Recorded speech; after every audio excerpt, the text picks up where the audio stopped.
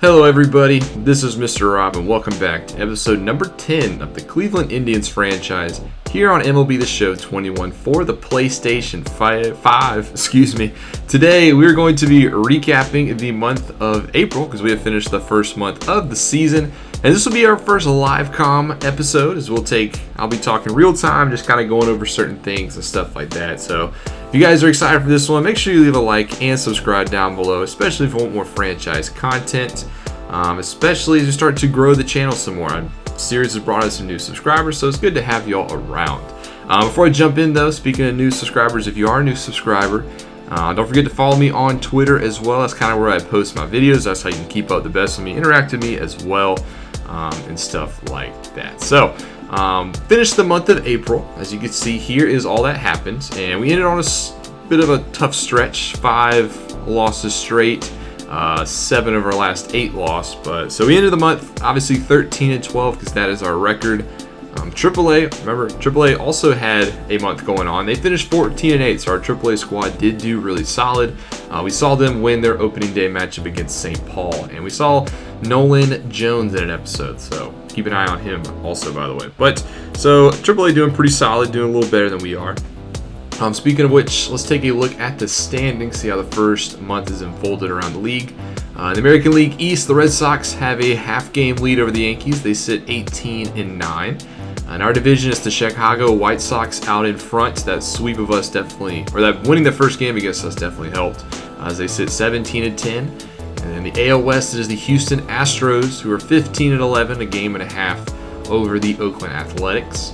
On the National League side, in the NL East, it's the Miami Marlins who have the number 1 spot in that division. They have a half-game lead over the Phillies and a game over the Braves. This is a very tight division in all, but the Marlins currently enjoying their stay atop the NL East. In the NL Central, the Cubs sit 15-11. That's better than a game and a half of the Reds. And then the NL West, it is a dogfight like we kind of expected. The Padres and the Dodgers both sit at 17-10. They are tied for first in that division. So, not really too many surprises. The only surprise I saw is the Cardinals sit at 7-19. That's horrible.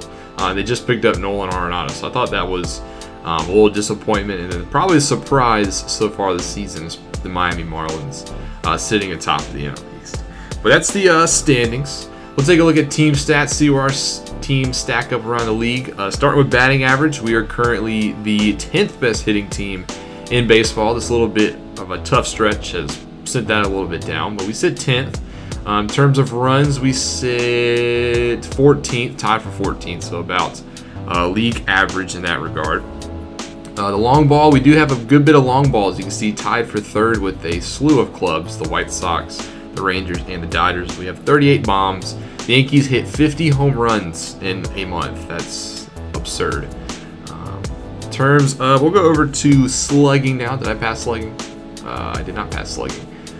Slugging, we sit 2nd behind the Red Sox. So obviously, Franmil Reyes and Jose Ramirez did a very good job of that. Now we'll go over to the pitching side of things, look at ERA.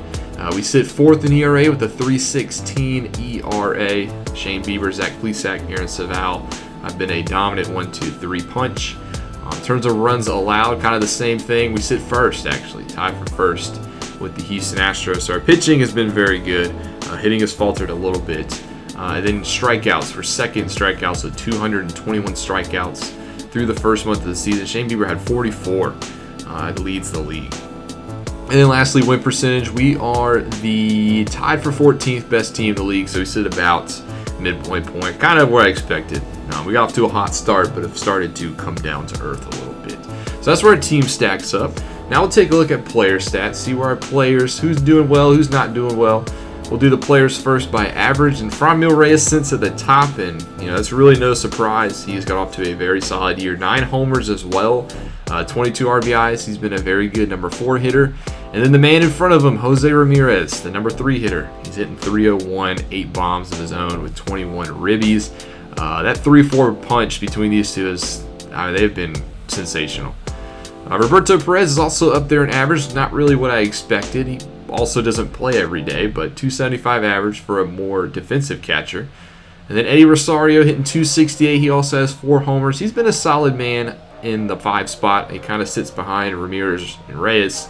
And I've liked Eddie Rosario. He was picked up on a 1-year deal in the offseason. Don't know if he'll be extended, but he's been a nice solid addition to the squad. Then we have Ahmed Rosario, who was the key part in that Francisco Lindor trade. He's hitting 267. He was floating over 300, but in the second half of April, he's really taking a dip. You can see he is actually on a cold streak, so hopefully we can stick him out of that. Josh Naylor, who's been platooning at first base, he's hitting 266. He has 2 homers and 14 RBIs, so don't sleep on Josh Naylor's numbers. You can see his at-bats are only 64, so he's doing pretty good damage. Cesar Hernandez, one of our middle infielders, hitting 256. That's kind of what I've expected from him right now. He is still 30 years old. I thought he'd be growing a little bit more, but he's a solid defender. He's more of a defensive player. And then Ben Gamble, who's been playing DH, he's hitting 254. And then next up, Oscar Mercado, who's off the bench. We haven't seen much of him yet. Jordan Luplow, we've seen him a couple times. He's had a couple big hits. He's hitting 239 with 3 homers. I do think if we end up slumping and something happens with Franmil Reyes, maybe trade or something, Jordan Luplow right now is that slated to be he's basically the backup right fielder. He is next in line for that spot. Andre Jimenez also on a cold streak. He's hitting 209. He's another middle infielder. Him and Hernandez are kind of just that defensive second shortstop pairing this year, so I don't really expect a lot of him, even though he does have 4 homers. That's pretty good by his numbers. It's actually already a career high, so good for Andres Jimenez. Austin Hedges is another catcher we see sometimes. He's hitting 204. He was actually just below 100 just a little bit ago. And speaking of below 100, Yu Chang currently sits at below 100. 25 years old. He has been our middle infielder. I do think maybe going down to AAA would help Yu Chang, so don't be surprised if he goes to the minors relatively soon. And then Brad Zimmer is 0 for 2 on the season. In terms of pitcher, this is where we tend to dominate. I'll do it by innings, so we separate between the starters and the rotation guy or the relievers. Zach Plesac has the most innings pitched, and 35.2 innings. He's 3-1 with a 2.02 ERA. He has been phenomenal. As long as he's not leaving after hours curfew anymore, he seems like he's doing pretty well. But you can see his numbers, 202. He's been steadily improving. Shane Bieber, the ace, the defending Cy Young winner. 164 ERA. He's putting up Cy Young awards again. He is hot. He is the early front runner, 44 Ks. Nothing much else to say about Shane Bieber. He's just been dominant. Aaron Saval, also another solid rotation guy. The 1-2-3 punch. Bieber, Saval, and Plesac have been great. 2.10 ERA for us. Less than a 1 whip as well. We'll skip Scott Moss in a second. Then you start to go down to the second half of the rotation, which isn't as sweet. Tristan McKenzie's posting a 7.04 ERA through 23 innings. He is 23 years old, so I think he does have some minor league options, so he could go down if need be. I am going to be patient with Tristan McKenzie. I like his stuff. He has a pretty solid year last year, so I'm going to be patient with McKenzie. I'm not going to send him down yet. We'll see how he does in May. Logan Allen's the 5 guy. He got off to a rough start. He's trying to work his way down in the ERA. He had a pretty solid game against Chicago, and he had a very good game against New York. So if he can do good against those 2 teams, I don't see why he can't continue to get that ERA down. In terms of relievers, Scott Moss, he is listed as a starter, but he is a relief pitcher. He's done pretty well as well, 1.11 ERA with a 0.9 whip. So good for Scott Moss so far early on. Emmanuel Clase, he has been our go-to middle reliever, the flamethrower. And his ERA is kind of ballooned up to a 5.19, so that's kind of unfortunate because I do want to keep going to Clase. Between the middle relief bunch, him, Matan, Quantrill, and Shaw, he'll probably get the majority of the games. So we'll see plenty of Emmanuel Clase as long as he can get his ERA down. Speaking of high ERAs, Matan's got a 5.59 ERA through 9 2/3. And then Cal Quantrill's got a 4 ERA through 9. So middle relievers are struggling, and we saw that against Minnesota and Chicago in the last episode. We'll stick with middle relievers. Brian Shaw's got 3 innings. He didn't allow a run in those 3 innings, so that's a good little note. And then Nick Whitgren is our setup man.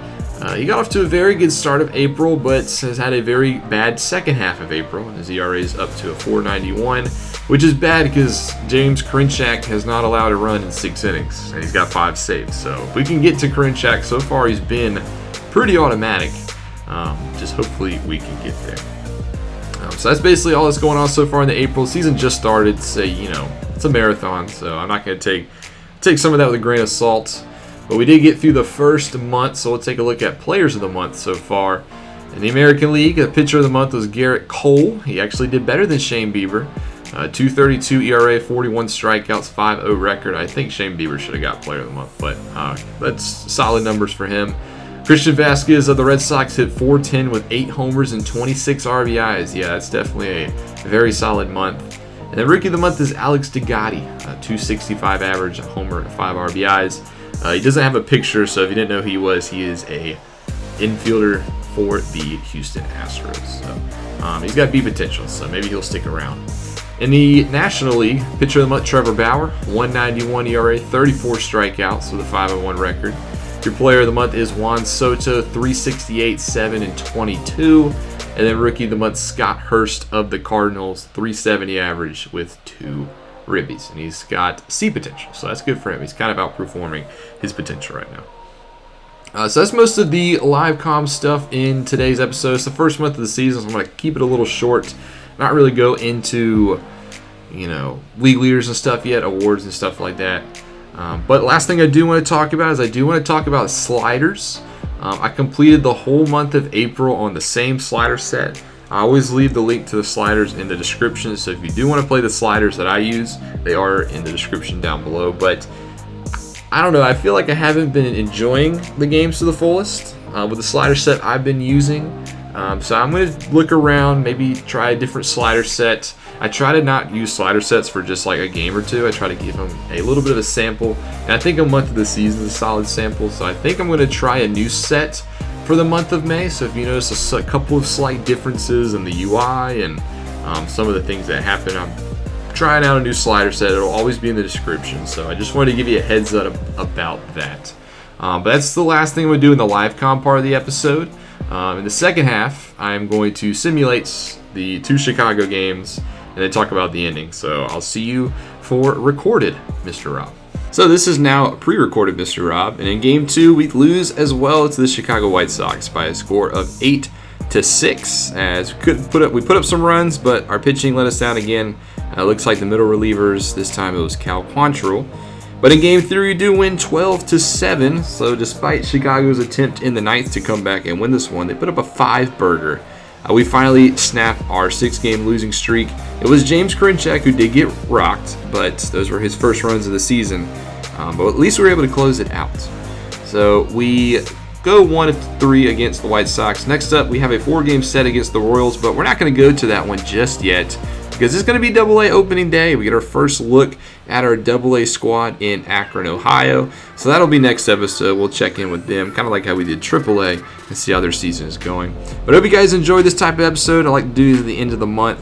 Let me know what you guys thought down below. Make sure you leave a like and subscribe down below as well if you want more content. This is Mr. Rob, and I'll see you in the next one.